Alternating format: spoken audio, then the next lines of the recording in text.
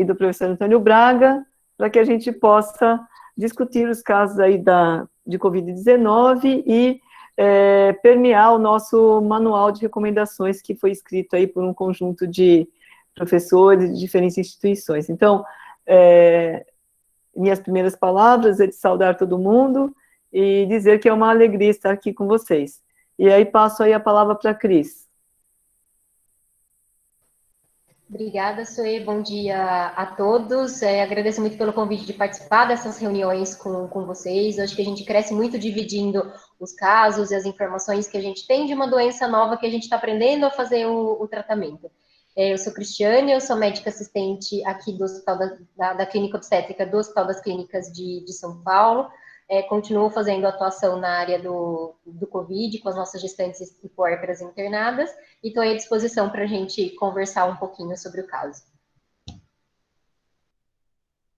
Então, ontem a Karen enviou o caso para nós, é um caso no hospital da cidade de Santa Cruz do Sul, que eu entrei até na internet para ver onde era, uma cidade linda, perto de Porto Alegre, né?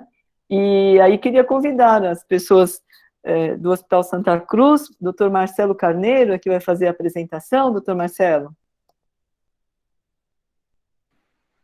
Bom dia a todos. Eu sou médico infectologista aqui do Hospital Santa Cruz e nesse tempo de pandemia fui acionado por um dos médicos para as novas UTIs Covid, né, como eu acredito que foi em vários lugares do Brasil. Vários médicos que não faziam mais plantão voltaram a fazer plantão em unidade intensiva. Bom, eu me formei na Universidade Federal de Santa Maria e fiz meu doutorado ali em Porto Alegre, na URGS, mas fiz toda a minha residência em Londrina, no Paraná, meu mestrado em microbiologia, e desde o ano passado, então, a gente tem trabalhado com Covid, e agora aqui no Rio Grande do Sul, nós temos um dos maiores surtos de dengue. Então agora tem Covid numa ala e dengue hemorrágica na outra ala, e uma coisa bem fora do padrão, em pleno frio. Hoje estava 7 graus aqui, em plena dengue. Então, quer dizer, se mosquito de dengue gosta de calor, aqui no Rio Grande do Sul ele gosta de frio.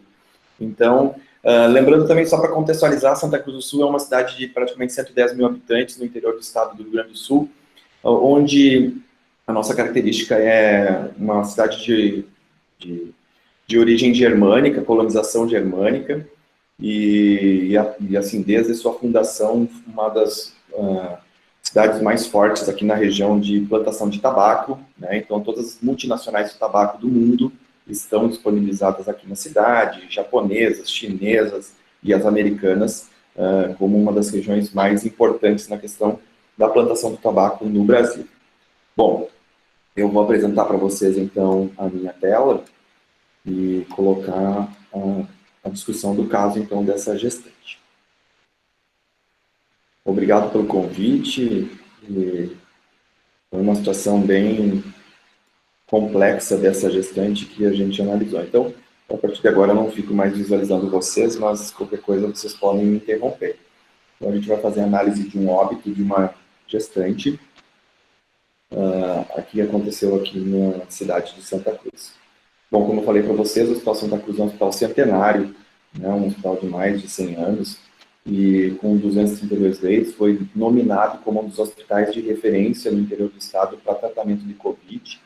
Nós tivemos que ampliar nossas unidades, então chegamos a ter praticamente quase todo o hospital funcionando como Covid na ala adulto.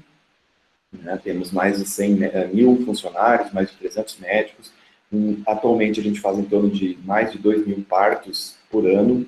Nós tivemos 3 UTIs Covid, tem uma UTI adulto, uma UTI NEO e uma UTI neopediátrica e uma UCI NEO. E 60 leitos clínicos Covid. Bom, sobre esse caso, então, é uma mulher de 31 anos, casada, ensino médio completo, natural e residente de uma cidade próxima, 30 quilômetros daqui, chamada Venâncio Aires, que é conhecida como a capital nacional do chimarrão. É uma gesta 1 para 2, aborto 0, 29 semanas e 5 dias, com 5 consultas de pré-natal. Uma gestação de baixo risco. No ultrassom, ela tinha 12 semanas com feto feminino, que já apresentava uma micrognatia isolada, sem investigação a desejo dos pais. então, em uso de levotiroxina para hipotireoidismo. Situação vacinal, em 2021 atualizada, mas sem vacina de H1N1 e sem vacina de Covid. Então, ela teve uma admissão no hospital de origem, então, da cidade próxima, dia 28 de fevereiro, com história de cansaço e tosse há 2 dias, com início de sintomas há 6 dias antes da internação. Vinha sendo acompanhada ambulatorialmente pelo Sistema Complementar de Saúde, ela tinha, então, um plano Unimed, e o primeiro atendimento, então, foi no hospital da cidade de origem. No dia 28, os exames dela tinham uma tomografia com 30% de comprometimento pulmonar, um antígeno COVID reagente do dia 22. Esse era hemograma, sem grandes alterações, uma gasometria com óculos nasal a 4 litros, deixa eu botar aqui meu apontador, com óculos nasal a 4 litros, com uma PaO2 de 122, saturando 98. Então, do dia 28 às 10 horas da manhã, ela teve uma piora súbita com queda da oximetria. Ela foi para a máscara de Hudson, 10 litros, mantendo então uma PaO2 na gasometria de 103, com saturação de 98. Nesse momento, então, ela foi medicada com dexametasona, 6 mg endovenoso uma vez ao dia, que no dia seguinte foi aumentado para 10 mg. Foi iniciado enoxaparina, 40 mg de 12 em 12, subcutânea, iniciaram ceftriaxona e azitromicina. Foi solicitada, então, transferência para outro hospital, porque a UTI desse hospital e a emergência já estavam lotadas e não tinham mais condições de aceitar essa paciente, e pela necessidade de UTI NEL, pelo risco gestacional, foi encaminhada, então, transferida para um hospital que tivesse UTI neonatal, que era a nossa referência, então, um hospital que fica a 35 quilômetros aqui da nossa cidade. Então, dia 13, ela chega aqui no Hospital Santa Cruz, e foi modificado, então, o tratamento para metilprednisolona, deixado enoxaparina, sedação contínua com fentamida, fentanil e midazolam, porque ela já estava entubada, então, nessa transferência, e foi suspenso os antimicrobianos porque não tinha evidência de infecção. Então, já foi direto para a unidade de terapia intensiva, avaliação da gestante e do feto sem grandes complicações, desculpa o erro aqui, ecografia obstétrica sem modificações comparado com o anterior, e a tomografia do dia 3, então, praticamente 5 dias depois do início, melhor, da internação dela no hospital de origem, já com 50% de comprometimento pulmonar. A ecografia, ela tinha, desculpe, essa ecografia já veio da cidade de origem, ela tinha uma trombose em membro superior direito, já na chegada, sem catéter no local de inserção na subclave. Devido à ventilação mecânica, melhor, ela foi para a ventilação mecânica devido à fadiga, sem resposta à ventilação mecânica não invasiva. Neste dia da internação, ela tinha um dedímero de 1913, um hemograma sem grandes alterações, mas uma plaqueta em queda, e HGT normal, obviamente alterado, né, mas nada demais, e uma gasometria à ventilação mecânica, com uma FA2 de 80%, com saturação de 92%, mantendo aqui uma PO2 de 135, saturando 99%. Mas lembrando que ela tem um índice, uma PF alta. No dia, e aí eu vou colocar alguns exames que estavam mais alterados conforme a evolução da paciente. Então, aqueles exames eram do dia 3, no dia 7 ela tem uma piora da ventilação mecânica, precisando então de FO2 a 100%, saturando na periferia 86%, com uma gasometria com uma PaO2 de 64% e uma saturação de 85%, aqui já mostrando uma grande piora da sua ventilação, com hemograma já com leucocitose, com plaqueta já caindo, 66 mil, hemoglobina caindo, procalcitonina alta.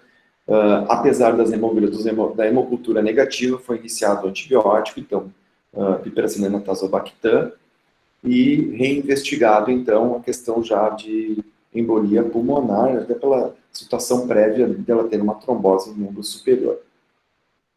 Neste dia já foi programado a cesárea, devido à ventilação mecânica difícil e necessidade de curarização. Então, pela necessidade de uso de bloqueador neuromuscular, e isso afetar muito o feto, foi discutido com o pessoal da obstetrícia a indicação de cesárea para melhorar a ventilação da mãe e evitar maiores prejuízos para o bebê e tentar, pelo menos, já que era um nenê já com quase 30 semanas, tentar salvar essa criança também.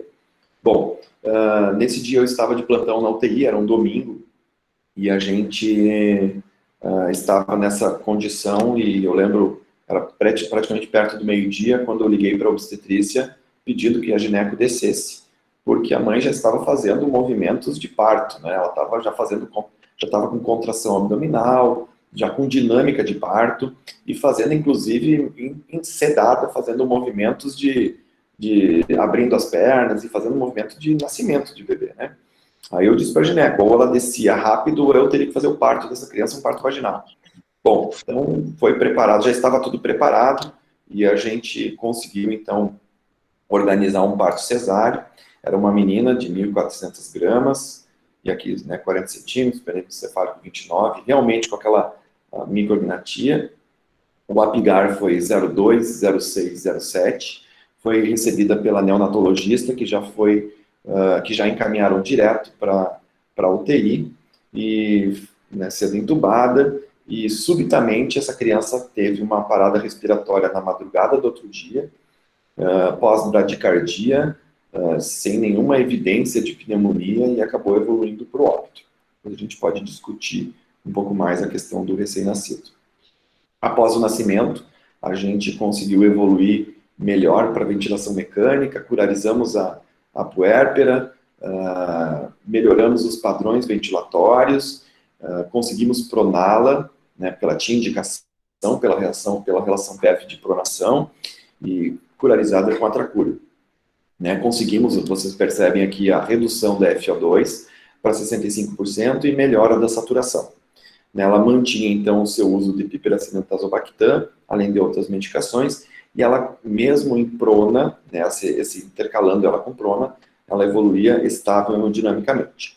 No dia 14, ela tem uma nova piora clínica, né, com febre e descompensação. Foi escalonado o tratamento para meropenem, teico, fluconazol e sulfa, pelo risco, né, porque ela tinha catéter, uso de corticoide, pensaram até numa candidemia, e apesar das culturas negativas, foi escalonado, e pela nossa incidência alta de estenotrofomonas, foi iniciado, então, empiricamente, sulfametoxazol ao esquema, até aguardar as culturas e decidir o tratamento pela instabilidade hemodinâmica.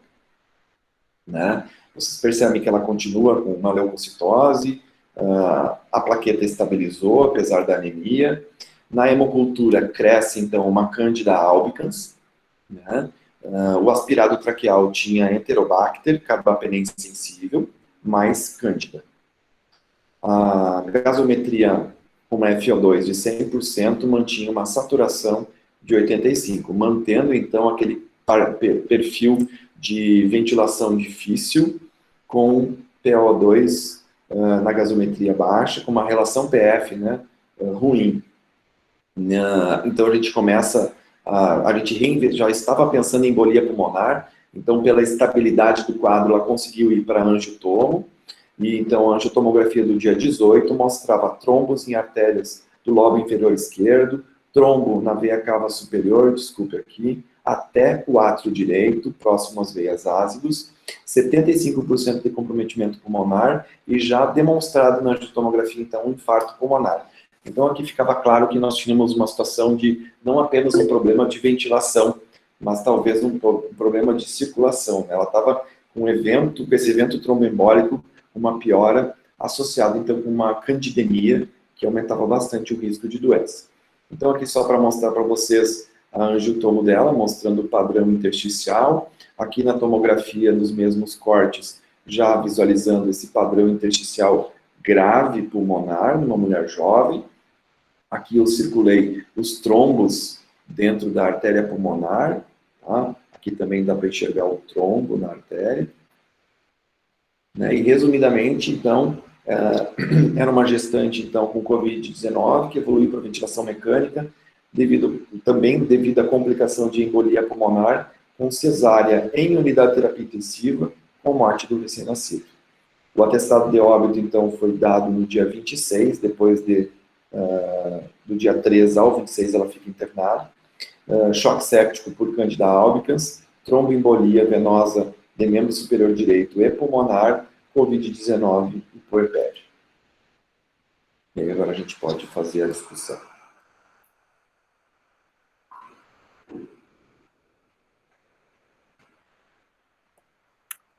Puxa, Marcelo, caso triste, né?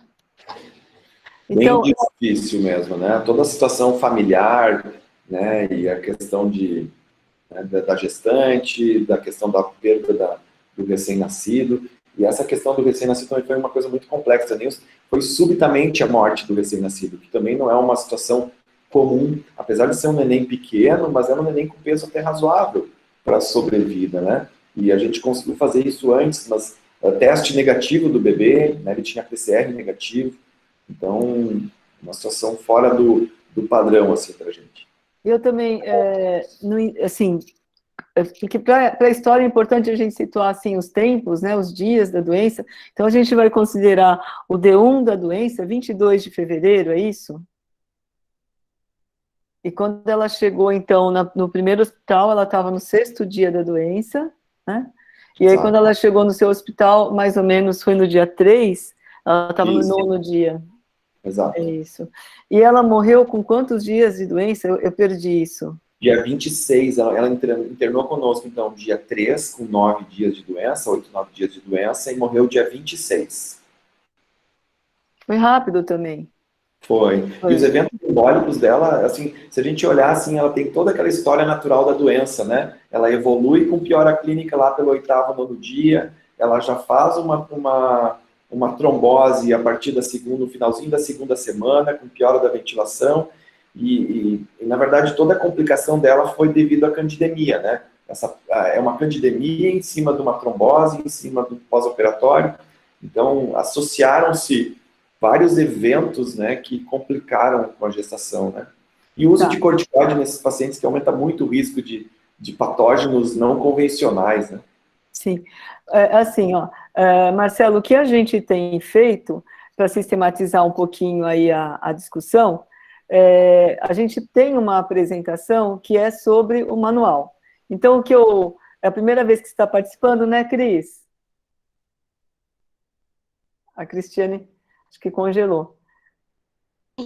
Então, o que eu vou sugerir e vou tentar fazer, eu vou colocar a apresentação... Isso, é a primeira vez que eu participo. Isso. Então, eu vou começar... A gente tem uma apresentação do manual, porque eu acho que é muito importante mostrar esse trabalho, que é um guia, né? Então, eu acho que todo mundo tem disponível, a Karen já colocou aqui no chat, né, o link do manual. Quem não tiver conhecimento, acho importante ter, porque ele serve como uma orientação, né? Então, eu vou começar apresentando esse manual e vou falar uma primeira parte e a gente vai contextualizando com o caso. Pode ser assim? Então, vou lá. Eu vou começar, então, compartilhar aqui a minha tela.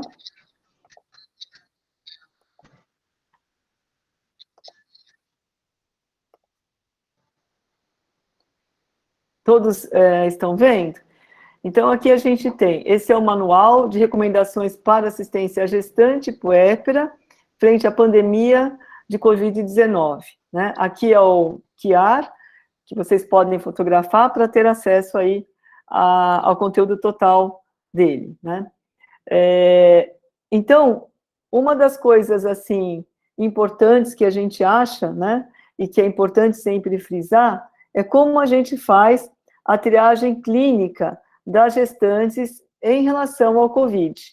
Então, aqui a gente tem aquelas perguntas, né, que todos nós já sabemos: você está com gripe, tosse, nariz escorrendo, dor de garganta, dor no corpo, se sente o cheiro e o sabor das coisas, se teve febre e calafrio nos últimos dias, falta de ar, quadro de diarreia, contato positivo com coronavírus nos últimos 14 dias, e se teve alguém internado com gripe ou pneumonia nos últimos 14 dias. Então, quando a gestante responde não a todas essas perguntas e ela não apresenta febre, o atendimento pré-natal é de rotina, em área comum do ambulatório, né? Lembrando que é muito importante que o pré-natal seja mantido para evitar também intercorrências de outras doenças por exemplo, uma hipertensão descompensada, diabetes, que isso também não seja negligenciado. E se a paciente responde sim a uma dessas questões, ela deve ser dirigida para a área COVID. E esse quadro aqui, ele é já muito comum, mas eu acho que é muito importante a gente falar sobre ele, né, que são as fases da doença. Então, o estágio inicial da doença são os primeiros 7 dias, onde eu tenho acometimento das vias aéreas superiores, e onde eu tenho a replicação viral, né? E nessa fase aqui, é muito importante que a gente, quando for falar do tratamento, veja, é uma fase de replicação viral. Então, tratamentos inadvertidos nessa fase, principalmente com corticoide, serão muito prejudiciais, porque não vão ajudar e vão até fazer com que eu tenha uma replicação viral maior. Então, muita atenção nessa fase para que não se seja feito um tratamento indevido, né? Do 7º dia em diante da doença, a gente entra na fase pulmonar, onde tem o comprometimento do pulmão e começa a fase inflamatória, que pode progredir aqui para uma fase hiperinflamatória. Então, a gente sabe que nos primeiros 10 dias, e agora com a cepa nova, com as variantes novas, especialmente a P1, a gente dizia que o agravamento acontecia até o 10º dia, mas a gente percebe que esse agravamento pode ser um pouco retardado. A gente tem visto muito casos em que o agravamento acaba acontecendo aqui do 14º dia em diante, né? Muito bem. E aqui, o que a gente tem de rastreamento das pacientes assintomáticas, né? Então, em localidade, quando uma paciente, sempre que ela vai ser internada para qualquer evento obstétrico, ela deve colher, idealmente, o RT-PCR antes da internação, né? Isso a gente sabe que nem sempre é o que está acontecendo, mas é o que seria recomendado, né? E aqui a gente destaca também a importância do Score de Alerta Obstétrico Modificado, o MILS, que tem esses parâmetros de frequência respiratória, saturação de O2, temperatura, frequência cardíaca, pressão arterial sistólica, diastólica e sensório. E aqui as colunas, né, mostrando que quando esses parâmetros, eles estão, o alerta vermelho, frequência respiratória menor que 10 ou maior que 95, a saturação de O2 menor ou igual a 95, a temperatura menor que 35 ou maior ou igual a 38, frequência cardíaca menor que 49 ou maior que 120, a pressão sistólica menor que 89 ou maior que 160, a diastólica menor que 39 ou maior ou igual a 100, ou qualquer alteração do nível de consciência. Então, se ela tiver algum desses parâmetros, já ela tem um risco aumentado de evolução desfavorável.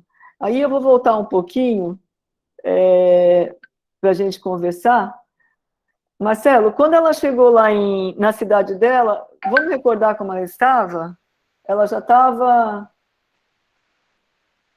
Só um pouquinho, deixa eu pegar aqui. Ela estava com tosse e cansaço há 2 dias. Essa era a queixa principal.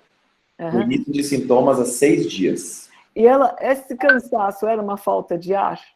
Não, era só uma sensação de tosse quando ela tossia quando caminhava, ela tossia quando tomava banho e ficava levemente ofegante. Tá. Porque também a gente não tem os parâmetros aí do MILS, né, nessa primeira internação. Então, isso é uma ferramenta muito importante, né, que todo obstetra que trabalhe num hospital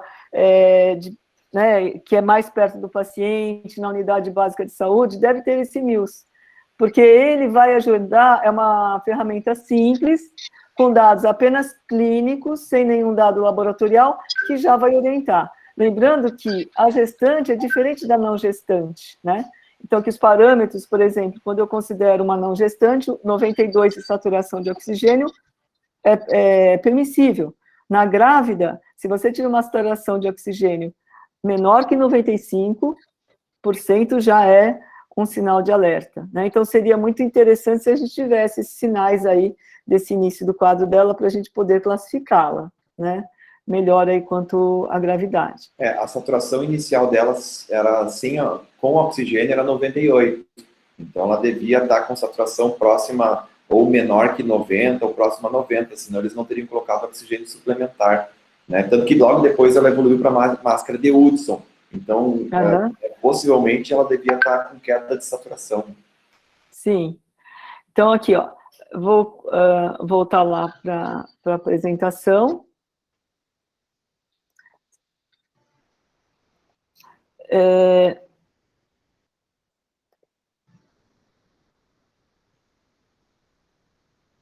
E aqui eu tenho, quando eu tiver a gestante, né, nos estágios da doença, o que a gente deve fazer? Então, gestante ou puérpera, que tem o teste positivo, mas é assintomática, sem nenhum sinal clínico, é importante dizer, a gente não solicita nenhum exame laboratorial, aí a gente faz as orientações de isolamento social, etiqueta da tosse, orientação para medida de temperatura, medida da frequência respiratória, isolamento, e deve haver, pela atenção básica de saúde, esse teleatendimento. Então, essa paciente tem que ficar monitorada, né, diariamente, e isso não só... aqui o manual vai ser atualizado, que o agravamento pode ser, né, após o 7º dia, e antes a gente dizia que essa monitorização até o 10º, a gente tem estendido uma monitorização até pelo menos o 14º dia, porque a gente pode ter um agravamento mais tardio da doença. Aqui é o quadro leve da doença. Então, quando eu tenho uma paciente com quadro leve, que são todos esses sinais que a gente já falou lá na frente, e é importante ressaltar, quando eu tenho dispneia ausente, né? Porque se essa paciente tem falta de ar, ela tem um cansaço para respirar, a gente já tem que ficar muito mais alerta. Os exames, o único exame é o exame confirmatório do RT-PCR e não solicitar outros exames laboratoriais. E aqui na doença leve, como eu comentei anteriormente, a gente não vai fazer... Quais seriam as medidas? Então, isolamento, se ela tem uma síndrome gripal, né, se esse quadro iniciou há menos de 48 horas, entrar com o oseltamivir, pensando que também pode ser um quadro de influenza, se for mais de 48 horas não adianta mais entrar. Medidas de suporte, então, só sintomáticos, né, e orientações escritas, dizer para ela quais são os sinais da gravidade, qual local ela deve procurar. O sistema de saúde tem que ter naquela localidade um fluxo bem definido para que essas pacientes não fiquem perdidas, né? E a monitorização dos sintomas, aqui corrigindo, até o 14º dia de evolução. Essa paciente, ela teve que andar 35 quilômetros para chegar em Porto Alegre, e pelo que eu entendo, ela não deve ter demorado tanto, porque a condição aí em Porto Alegre não, desculpa, em Santa Cruz, da cidade dela, não é ruim, porque a gente tem visto casos no Brasil que, por exemplo, para a paciente chegar, ela tem que pegar barco, transporte aéreo. Então, um alerta é que quando a gente tem uma paciente numa condição de Covid, e a gente começa a ter alguma apresentação de dispneia, que essa paciente já seja transicionada o mais rápido possível para um local com maiores recursos, para que a gente não espere uma piora para que se faça esse transporte, essa transferência para um local com maiores recursos. Tá? E aqui, no quadro moderado.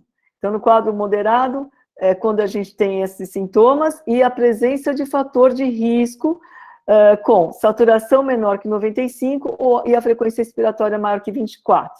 Aí pedimos todos esses exames, a radiografia de tórax, a tomo, né? E aqui nessa fase, a gente entra com antibióticos, se sinal de infecção bacteriana, de novo a questão do oseltamivir, mas geralmente quando chega nesse quadro já passou de 48 horas, a anticoagulação e a corticoterapia. Aqui, Marcelo, quando a paciente chegou com vocês, eu acho que ela estava nesse quadro moderado, não era isso?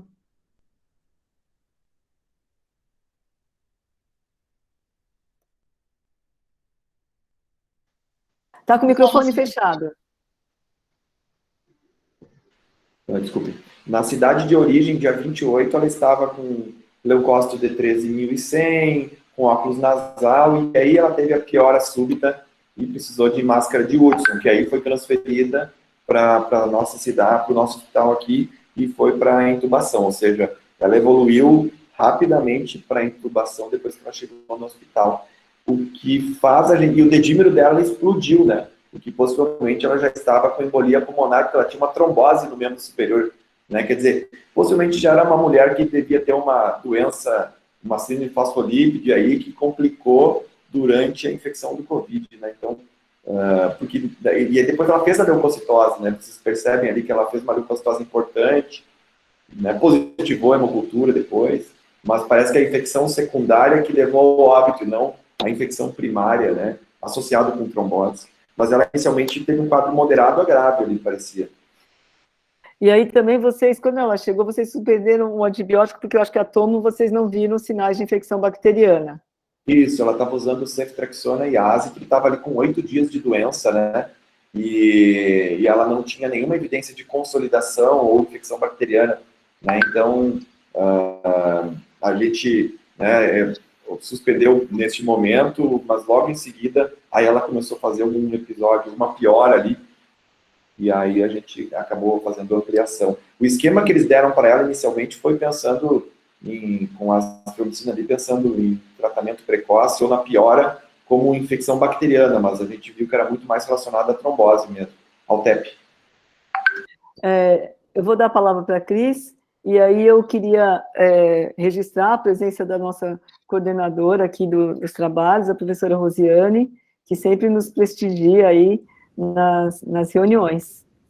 Bom dia a todos, é um prazer, acho que estar sempre com vocês, sempre que dá eu tento entrar, né, para a gente aprender. E hoje eu estou vendo a Suê, estou vendo a Cristiane, que é um grande prazer. Ela está me substituindo, porque amanhã eu vou para uma reunião da Fiocruz. Então, eu tenho certeza que eu estou super bem substituída. Muito obrigada, Suê. Obrigada, Cris. Bom trabalho. Vou ficar quietinha aqui aprendendo. Obrigada, professora Rosiane. Marcelo, caso bem desafiador, né? Eu acho que foi um caso bem de evolução muito ruim, muito grave. Só para perguntar, tirar algumas dúvidas com você também, para a gente suscitar discussão, quando ela já veio no transporte com oxigênio, ela já veio do hospital de origem em catéter nasal e vocês transicionaram quando chegou com vocês, né? Ela veio transferida com o Hudson. Máscara de Hudson. Ela já veio transferida. Sim. Ela veio de SAMU, transferida, então, avançada de SAMU, com máscara de Hudson. E chegaram a comentar com vocês se houve alguma intercorrência no transporte, porque a gente vê de alguns casos até que a gente recebe aqui no HC de acabar o oxigênio na ambulância e elas acabam chegando pior do que já são quando estão transportadas, e a gente vê que isso acaba agregando uma morbidade muito maior para elas quando a gente faz a condução, né? Não, nesse transporte foi super tranquilo, assim, a paciente estava bem estabilizada, mas, assim, cansada, sabe, Cristiane? Por exemplo, assim, me parece que o transporte dela deveria ter sido, assim, olhando ela na chegada, ela deveria ter vindo entubada, tá? Ela deveria ter sido entubada na cidade de origem e transportada com intubação, porque paciente grave, com abdômen dificultando, quer dizer, num paciente COVID sem ser gestante, já é difícil para respirar, numa ambulância deitado, imagina então sendo uma gestante de 30 semanas. É um abdômen que complica a respiração. Então, me parece ali que a intubação deveria ter sido feita na cidade de origem antes do transporte. A gente tem essa mesma impressão que você, de alguns casos que a gente recebe aqui. Eu acho que, a depender do serviço que as pacientes estão, se é um serviço menor, acho que existe um certo receio de intubar uma gestante, com todo cuidado, as repercussões fetais que às vezes podem ter pelo uso das medicações. Então, a gente percebe que há uma relutância em se entubar as gestantes. E o que a gente percebe é que quando tem essa demora, elas acabam realmente evoluindo pior. Tanto essa parte clínica acaba tendo repercussão por conta da própria hipoxemia que fica na mãe, acaba isso refletindo pro feto, que se talvez a gente olhasse diferente, assim, é um período diferente, eu tenho parâmetros e modificações características do período gestacional que vão influenciar nesse cuidado.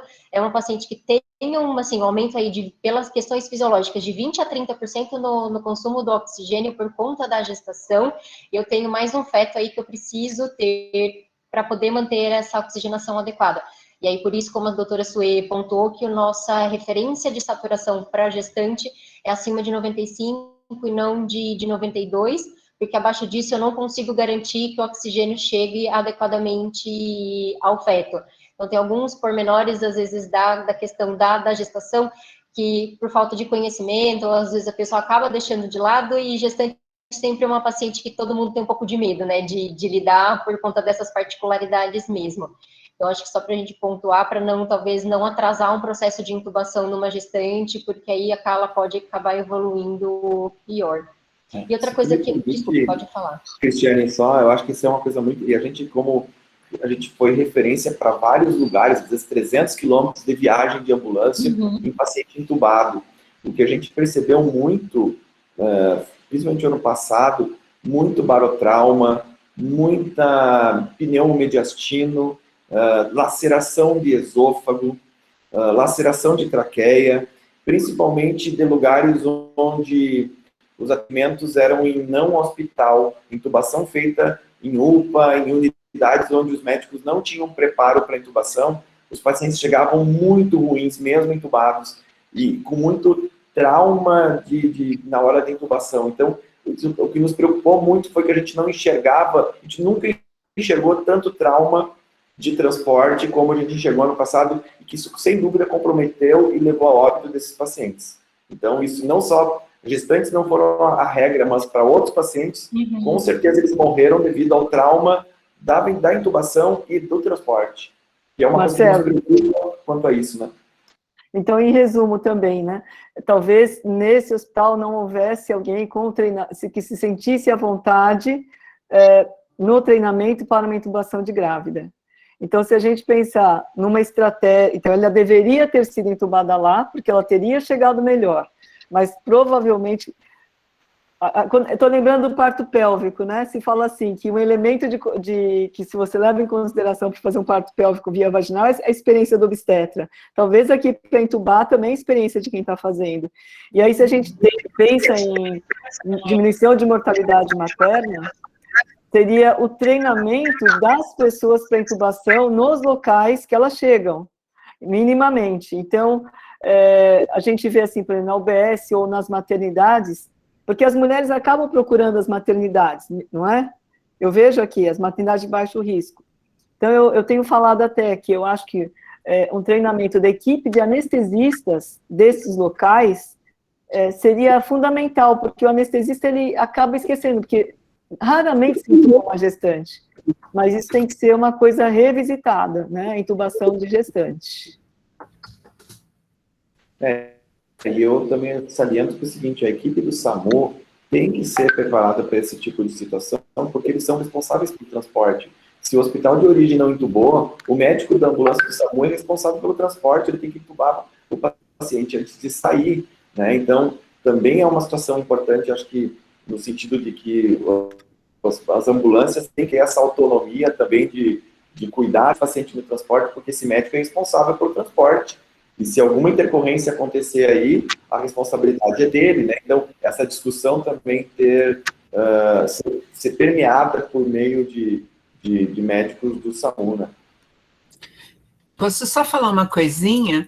Eu vou sair, mas assim, a Sue sempre fala essa coisa do anestesista e ela tem toda a razão, que na verdade, assim, tem maternidades que não vai ter anestesista, onde alguém tem que ser treinado, mas realmente, talvez o anestesista, numa situação assim, seja a pessoa que mais teria chance. E do SAMU, quer dizer, na verdade, aqui em São Paulo, eu acho que todo médico de SAMU sabe entubar. O problema é quando sai, né?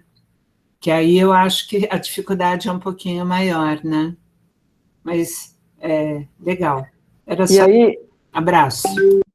eu acho que eu vou colocar uma lâmina, se vocês, que eu acho que é importante, eu não sei aqui, vendo a assistência, não sei se tem alguém de unidade básica da saúde, mas assim, para a gente ver os recursos, né, de ventilação, de oxigenação das pacientes. Tem uma lâmina aqui, que eu acho que é interessante falar.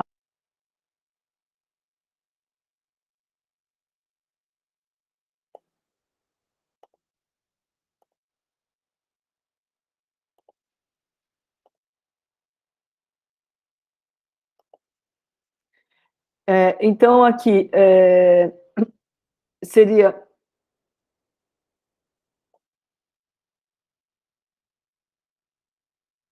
Então, quando a gente fala no suporte ventilatório, por quê? Porque quando eu tenho, o que eu importo? Se a paciente está saturando pouco em ar ambiente, significa que o oxigênio que ela recebe pelo ar ambiente não está sendo suficiente para fazer a troca, né? Entre o alvéolo e o sangue, né? E o capilar ali não está acontecendo no ar ambiente, então eu vou precisar colocar um catéter nasal. O fluxo máximo do catéter nasal é até 6 litros por minuto. Não adianta aumentar, porque esse dispositivo não consegue oferecer além disso, né? 6 litros por minuto, eu posso pôr 8, 10, ele não vai ajudar mais a melhorar a saturação da paciente, a melhorar a ventilação. Aí eu tenho que passar por um outro dispositivo, que pode ser uma máscara de Venturi ou uma máscara de não inalante, né, até uma concentração de 50%, e quando, mesmo com isso, eu não consigo manter no ideal lá de pelo menos acima de 95% da saturação, eu vou passar por um catéter de alto fluxo nasal. Nesse catéter de alto fluxo nasal, ele pode ir de 40 a 70 litros por minuto, né? Então, imagina, num transporte, numa das reuniões que eu vi a professora Rossana falando, e depois a Cris também pode falar um pouquinho, que ela acho que já falou que, às vezes, chega lá no HC, as pacientes com catéter nasal de alto fluxo com cilindro vazio, porque, imaginando o quanto que demora o transporte, o quanto que isso é de volume, né, e quanto rápido isso é gasto, não dá conta de você realmente chegar com oxigênio. E aí, quando a máscara nasal, o catéter nasal de alto fluxo não dá conta, passar para ventilação não invasiva, que pode ser o CPAP com uma pressão positiva, eu acho que isso também deve aumentar aí as questões aí dos barotraumas, e aí transicionar para a ventilação mecânica invasiva, né? Muito bom.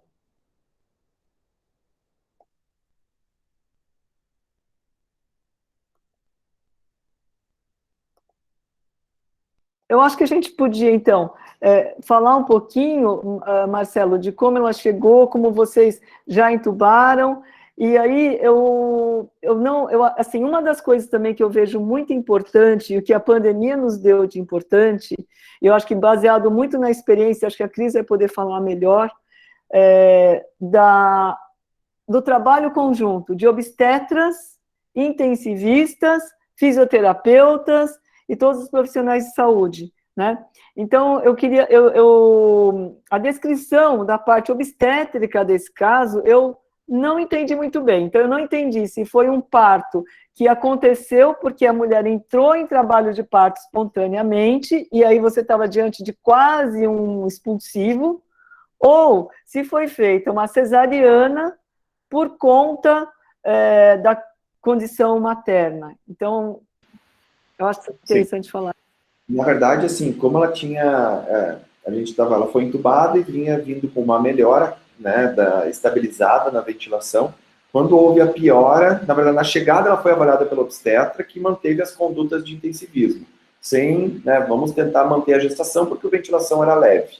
com a piora da ventilação e início de antibiótico por suspeita de infecção secundária, né, nessa nova avaliação, quer dizer, o nenê sendo avaliado diariamente, né, na questão de avaliação fetal, tanto que foi feito ultrassom na chegada, né, da avaliação obstétrica, diariamente, então, era avaliado pela obstetrícia.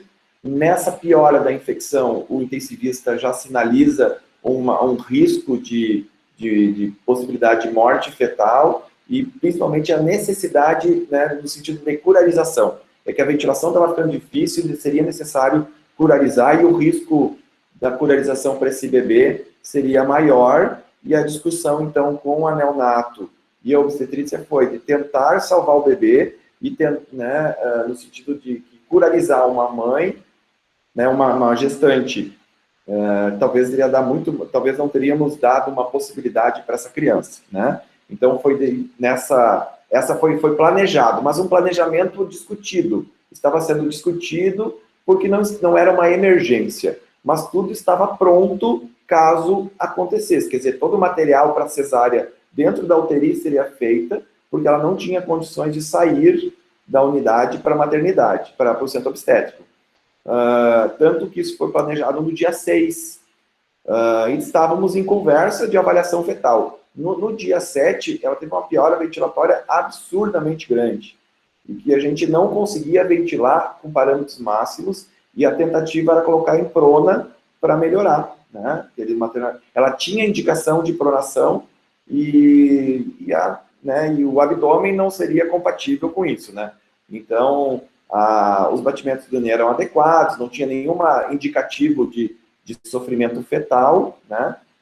E aí foi conversado novamente com o pessoal da obstetrícia, mas nesse momento a mãe começou a ter contração. Na verdade, ela entrou em trabalho de parto, né? Quer dizer, a ventilação difícil, e nós aí tínhamos uma gestante que entrou em trabalho de parto prematuro na UTI em ventilação mecânica. Quer dizer, a enfermeira me chamou, era antes do meio-dia, para dizer que ela estava com dinâmica, né? O abdômen, né, contraído, lateralizado, já assim com contração uterina. Então, assim, aí eu chamei a obstetrícia de novo para avaliar essa gestante, porque nesses momentos, ela com uma sedação até não era tão pesada, ela abriu as pernas, inclusive, né? Ela fez posição de parto vaginal, de expulsão, né? E foi o que eu falei com o plantão da gineco: ou tu desce, ou vai nascer parto eu vou ter que fazer um parto aqui na UTI, né? Tanto que a gineco desceu rápido, a intensivista já desceu, a neonato, e aí foi feita uma cesárea, deu tempo para fazer uma cesárea para ter uma evolução aí mais favorável, né? Marcelo, então eu vou contextualizar assim, né? Eu acho que um ponto polêmico que a gente foi tendo durante o manejo das pacientes com Covid, e aí algumas vezes a gente pergunta assim, a pergunta de $1 milhão, né? Quando eu devo fazer o parto, né? E essa é a questão. Então, acho que tem algumas coisas que a gente tem visto que a paciente, ela está hiperinflamada. O vírus já acabou, o que ele fez um estrago enorme, e a Covid é uma doença sistêmica, como você mostrou. Então, faz trombose, faz lesão de vários órgãos e vira aquela confusão. E aí, quando eu faço um parto, qualquer procedimento cirúrgico em paciente com Covid, grávida ou não, eu pioro essa inflamação. Então, eu acho que esse é um ponto, né? E que a gente tem escutado muito nas discussões. Então, ontem, o caso que foi apresentado ontem de manhã foi um caso curioso. Quem apresentou não foi intensivista, que eu estou entendendo que você é um médico intensivista. Quem apresentou foi um grupo foram as obstetras. E eu acho que aí entra uma questão muito dessa relação, né? Porque de quando fazer o parto e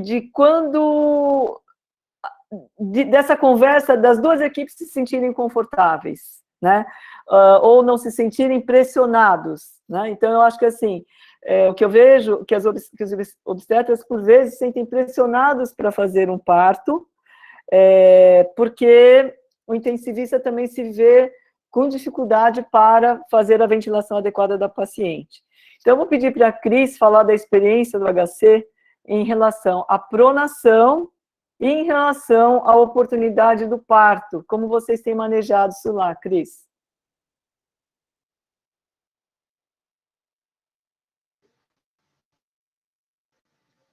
Sue, um ponto importante que você e a professora Rosiane tinham falado, eu acho que nessa abordagem da gestante crítica, a equipe tem que ser multiprofissional. É o obstetra, o intensivista, o neonatologista, anestesista, enfermagem, para que a gente possa chegar na melhor conduta. Quando a gente se organizou aqui no HC para receber, ser referência como os casos graves do Estado, a gente também não tinha muita experiência nisso, a gente também não sabia muito o que esperar. Então, quando os primeiros casos mais graves chegavam, se estava acima da nossa viabilidade, que é 25 semanas, a gente acabava indicando, por falta de experiência mesmo de como conduzir isso tudo. E aí, com o tempo, a gente começou a perceber que nem sempre a resolução era a resposta positiva para os casos. Como a professora, a doutora Sue falou, a gente teve muitas pacientes que evoluíram pior depois do parto, quando a gente indicou no momento ruim delas, do controle clínico, e aí a gente começou a rever todas as nossas condutas. Então, começou a chegar de pacientes que estavam acima da viabilidade, então 25 semanas, que a gente precisava entubar, e a gente ficava junto com o intensivista, entubava, mas a gente começou a não resolver. E a gente começou a perceber que a gente conseguiria adquirir uma experiência no cuidado dessas gestantes, e nem sempre entubar significaria parto nas gestações viáveis, a depender do serviço.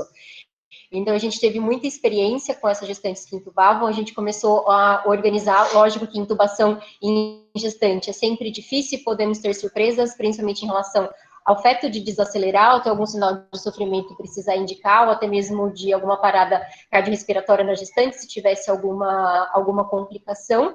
Mas o que a gente se organizou para essas pacientes, a gente ficava com a equipe pronta para cesar e a gente começou a monitorizar esses fetos o tempo todo. Então, a gente sempre começou com cardiotocografia antes da intubação, então no momento da pré-oxigenação, durante a intubação, e a gente mantinha essa monitorização por até 2 horas depois da intubação.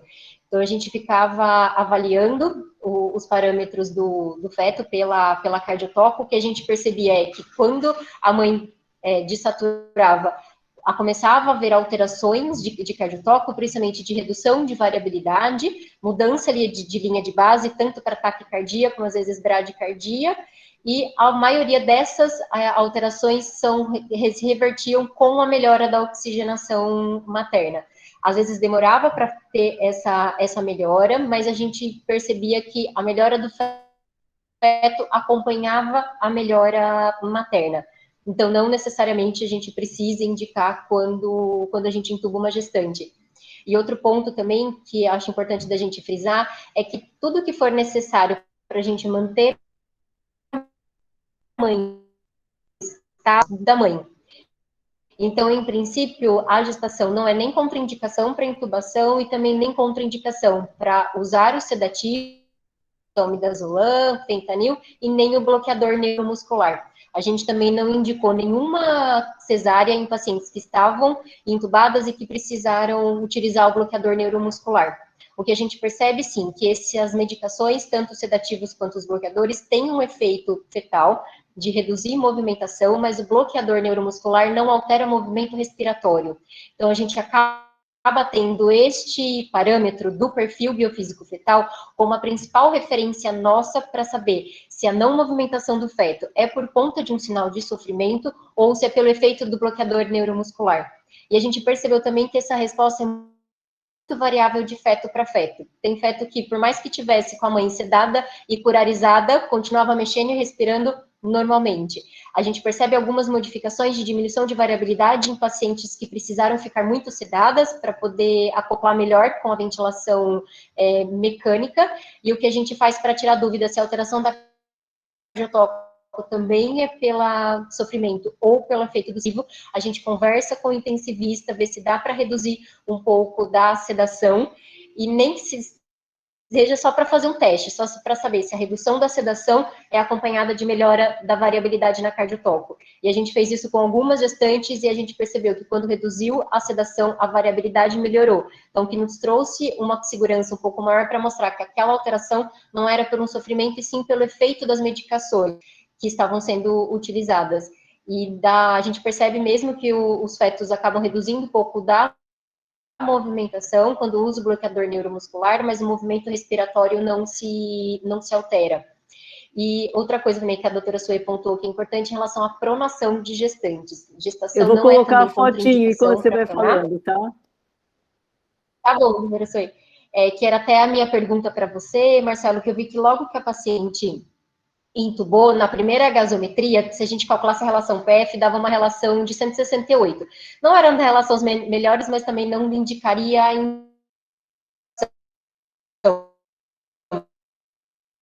mas aí na próxima, 64, a gente foi bem aquele período que vocês estavam conversando com todo mundo para poder ver se resolveria ou não pela questão de usar o bloqueador. Nesse momento, chegou a cogitar, você tentaria fazer a pronação, até mesmo entrar com o bloqueador neuromuscular? Então, foi discutido isso, né? E aí ficou, e bem isso que tu falaste, assim, essa questão da experiência de se usar bloqueador ou não e o que fazer com o bebê, qual seria o sinal de sofrimento fetal. E aí, pelas decisões totais e a mãe tendo uma deteriorização infecciosa também, ficou na discussão, bom, a mãe parece que está fazendo uma infecção junto, o quanto a gente vai, quer dizer, foi uma tentativa, é aquela coisa assim, para onde a gente vai, né? Uma tentativa de emergência na UTI, o quanto a viabilidade, quer dizer, nesse momento, até esse momento nós estávamos pensando na gestante, né? A gente tem muito claro que o bebê ele faz parte desse binômio, mas a gente tem que deixar a mãe viva, né? Então, mas se discutiu na tentativa e uma coisa que o pai chegava muito forte, né? Ele se preocupava muito com o bebê, né? E a família muito preocupada e assim, de salvar a criança. Parece que eles já estavam enxergando a deteriorização da mãe, né? E eles estavam tentando salvar pelo menos uma das pessoas, né? E tanto que o neném nasceu, o pai estava junto, então tinha a gente conseguiu fazer esse acompanhamento, mas infelizmente, né, na decisão de salvar um ou outro, fica naquela dualidade de para onde a gente vai, né? E com sentimentos todos aflorados em decisões que a gente faz, né? Mas muito interessante até essa questão da curiarização aí para gestante, porque isso é uma coisa em gestante que está chegando com Covid, assim, tipo, sendo cancelada a cesárea, ou cancelado o parto, né, cesáreo, porque era eletivo, né, porque ela estava com Covid, o que a gente tem discutido, assim, se é o início da doença e o neném está pronto para nascer, deixa nascer, né? Então não vamos segurar uma cesárea para fazer cesárea em plena fase inflamatória, né? Então, em alguns casos que é neném já com 39 semanas, a gente pede para induzir o parto para nascer antes da inflamação total, né? Se era um parto eletivo, né? Então, o contrário do que aconteceu para essa gestante.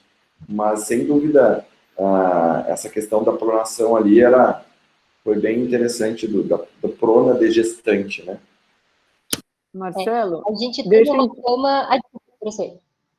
Não, desculpa. Só indo nesse sentido que o Marcelo disse, se eu tenho uma gestante com 39 semanas na fase inicial da doença, fazer o parto dela nessa fase, se ela for uma paciente que vai caminhar, felizmente, quem caminha para caso grave só 14%, e para caso crítico são 5%. Mas se essa paciente for caminhar para isso, fazer a cesárea não vai diminuir a chance dela de caminhar para esse desfecho. Então, assim, do que eu tenho entendido de todas as nossas experiências, é que a gente não faz uma cesárea eletiva para evitar de se entrar na fase inflamatória. Então, eu queria pedir a opinião da Cris e da Rosiane, que estão aí, para ver se é essa mesma impressão. Sim, é isso mesmo, doutora Zoe. A gente também, se a paciente está bem e o feto está estável, a gente também não indica fazer o parto antes da fase de piora, porque a gente não sabe ainda como ela vai evoluir. A gente teve uma gestante que chegou com 40 semanas, que quando ela pegou Covid, em princípio era um caso leve, que ela estava bem próxima do período, chegando no período de piora, a gente internou, a gente achou melhor acompanhá-la aqui internada, mas ela acabou entrando em trabalho de parto e acabou sendo uma cesárea de urgência por sofrimento fetal. nos 2 primeiros dias pós-parto, ela ficou bem, depois ela afundou de uma forma que ela evoluiu para um quadro super grave, ainda está na nossa UTI, teoricamente não tinha sido um caso que foi inicialmente considerado como grave, sim, como leve. Então, mesmo fazer essa antecipação pode piorar. Tá, mas assim, numa situação de, por exemplo, essa última gestante que internou conosco, ela tinha cesárea marcada para aquele dia, né? Aí ela descobriu, ela estava com tosse e o obstetra disse, não, tu está com tosse, né? Então, investigaram, ela estava com Covid e nem sabia. E aí ele suspendeu a cesárea, né? E ela ficou internada e ficou justamente essa situação, fazer antes de piorar, quer dizer, deixar o parto acontecer no momento certo, ou quando, quer dizer, não fazer cesárea letiva, fazer uma cesárea de urgência, quer dizer, baseando muito na situação de risco e o que seria menos pior. E uma das coisas que a gente tem visto muito aqui, Cristiano, não sei se vocês veem isso, mas tanto a mãe quanto o pai, eles pedem para salvar o neném. Eu não sei se vocês ouvem isso, mas eles falam só isso. Salvem o meu... A mãe diz, salva o meu bebê.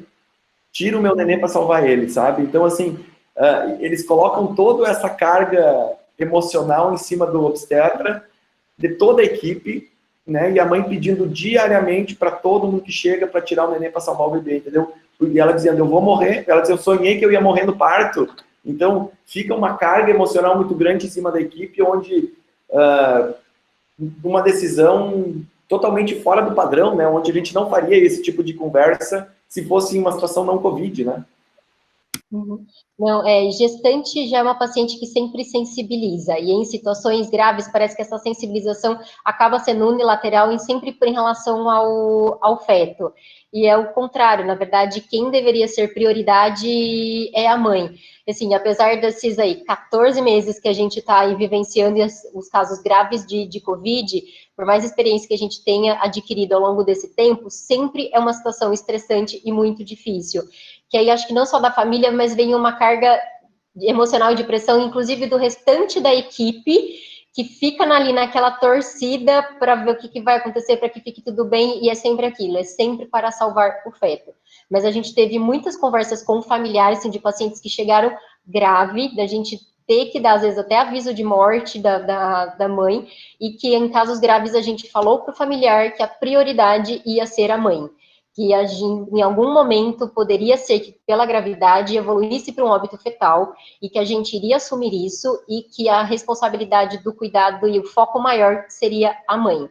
Afinal de contas, eu não consigo ter um filho se a mãe morre. Então, eu preciso fazer tudo o que eu preciso para melhorar a condição clínica da mãe, para que isso reflita no status do feto. Mas a gente sempre precisa pensar que, por mais que doa o coração, a nossa responsabilidade, o nosso foco principal é a gestante e não o feto. Lógico que a gente vai ter algumas situações, principalmente em gestações mais avançadas, mesmo numa prematuridade mais tardia, que se acaba ponderando porque é um feto que tem mais chances de sobrevivência na vida extrauterina. Mas a gente também tem que ponderar que, às vezes, fazer o parto numa situação de maior gravidade da mãe, eu acelero uma piora clínica da mãe. Então, assim, é uma balança que é extremamente difícil de equilibrar. Eu acho que a gente não vai ter uma resposta certa e única para tudo. Eu acho que a gente ainda tem muito que aprender dessa doença. O que a gente tem visto nessa segunda onda é um padrão diferente da primeira. As nossas gestantes mais graves estão chegando estão piorando depois do 10º dia da doença, então a gente está tendo que reaprender esses cuidados. E assim, é discussão dia a dia e às vezes manhã, tarde e noite. Às vezes a visita que a gente passa na UTI de manhã à noite, a gente tem que remudar a programação. Então, é tudo discutido caso a caso, assim, e a carga emocional, como você falou, Marcelo, e a pressão é muito grande. Tipo, pelo menos uma vida a gente precisa salvar. E eles sempre querem que a vida salva seja o do feto. Cris, eu acho que, assim, essa sua fala é muito importante para dar força para quem nos escuta, para dizer assim, a cesárea não é tratamento, o parto não é tratamento do Covid, e que ela não vai salvar, dependendo da idade gestacional, pode ser que o bebê saia, mas vai acelerar a morte da mãe. Então, isso eu acho que é alguma coisa que a gente tem que ter na cabeça, que a gente pode ter os dois vivos. a mãe e o feto, e que fazer o parto vai ajudar, vai prejudicar muito o prognóstico da mãe, que eu acho que é isso que eu tenho ouvido muito de tudo, das experiências que a gente tem adquirido aí, com todas essas reuniões, né? Então, eu acho que esse é um dado bem legal. E aí, eu só queria... a gente já é 12h05, eu não sei se tem alguém que queira fazer alguma pergunta. Enquanto alguém prepara uma pergunta, eu vou colocar só a questão do corticoide, como que está no manual, tá? E dizer que... por que eu vou colocar o corticoide agora? Porque, assim, quando eu tenho o corticoide, que a gente pode usar a metilprednisolona ou a dexametasona, a dexametasona, a gente sabe também que ela atua na aceleração da maturidade pulmonar. Então, a dose que se recomenda aqui para tratar o COVID seria de 6 miligramas por dia, né? E no caso de maturidade pulmonar, a gente usa 2 doses diárias, por 48 horas. Então, em casos onde a mãe chega, como esta chegou, poderia, né, o uso da dexametasona, 4 doses, com intervalo de 12 horas por 48 horas, faria o papel da aceleração da maturidade pulmonar. E depois pode-se continuar com a dexa uma vez por dia, ou transicionar mesmo para metilprednisolona, tá?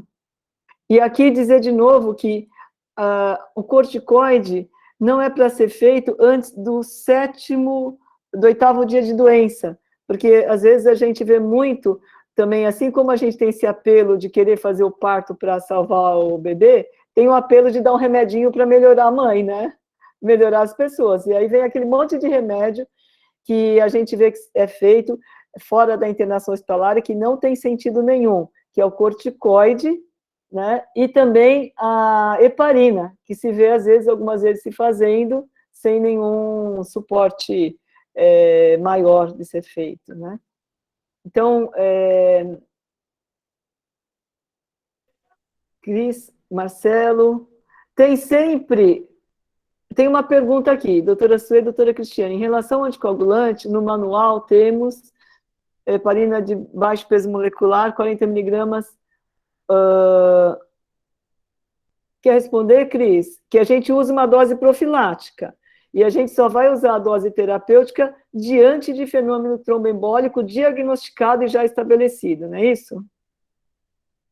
Isso mesmo, doutora Sueli, a gente sempre entra para os casos graves, que ficou configurado como síndrome respiratória aguda grave, com enoxaparina ou heparina de baixo peso molecular, como dose profilática, tá? Para as gestantes que internam com um quadro grave e que vão de alta gestante, a gente ainda mantém por mais 14 dias após a alta. E para aquelas que saem puérperas, a gente mantém pelos 42 dias pós-parto, mas sempre com dose profilática e só transicionando para terapêutica se é confirmado o evento tromboembólico. Cris, a gente faz monitoramento com dedímero? Não fazemos monitoramento, tá? A gente sabe que fisiologicamente o dedímero aumenta durante a gestação e pode ser normal, até 3 vezes o valor de referência do laboratório. E considerando que a própria COVID já vai aumentar, a gente perde um pouco de parâmetro. Então, a gente não faz anticoagulação baseada no valor do dímero D, sempre profilático e avaliando com os eventos. Eu posso comentar uma questão, eu acho que também no COVID a gente mudou um pouco os parâmetros de olhar dímeros, né? Os dedímeros, eles têm um valor preditivo negativo, e não o contrário. A gente parece que durante o COVID a gente começou a usar o dedímero de uma forma que a gente nunca usava antes, né? A gente usava ele como um exame negativo, não a probabilidade de trombose era menor. Com o COVID a gente mudou toda a conversa, né? E voltamos para o contrário. Só para relembrar o dedímero dessa paciente como rotina na UTI, a gente também tinha curiosidade de saber o que estava acontecendo. E ela tinha um dedímero de 1.000 e pouco na entrada, e ele passou para mais de 10.000, né, quando ela estava ruim, quando ela fez a angiotomografia e mostrou que ela tinha trombose em tudo que era lugar. Né? A Milena colocou aqui uma pergunta, que ela tem uma puérpera, que está com 15.000 de dedímero. Estou com uma puérpera na AB. Não entendi o que é AB. O caso está sendo discutido com Atenção muitas... básica. Ah, entendi. E aí, mas é uma paciente que teve Covid?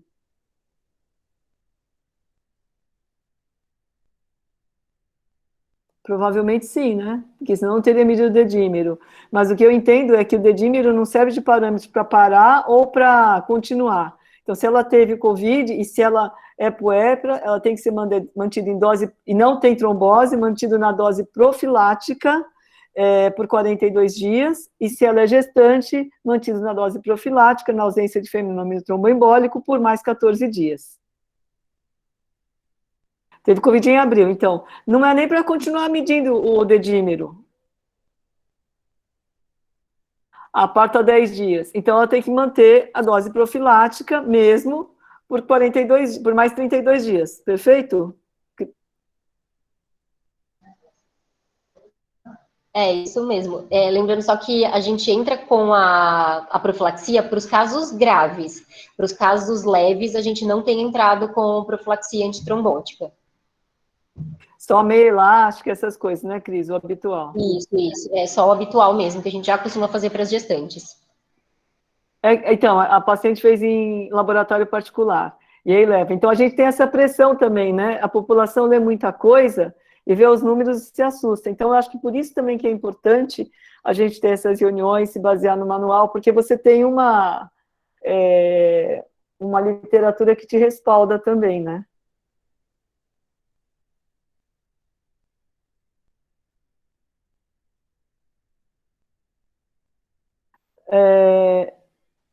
Então, eu acho que esse caso, assim, foi bastante interessante, né? A gente lamenta, esperamos que a gente possa ter vacina. Infelizmente, agora nós estamos num momento de polêmica em relação à vacina, né? Então a gente tem que esperar aí, mas eu acredito também que quando isso se resolver, vacinar o maior número de pessoas vai ser a solução para a gente acabar aí com essa doença, né?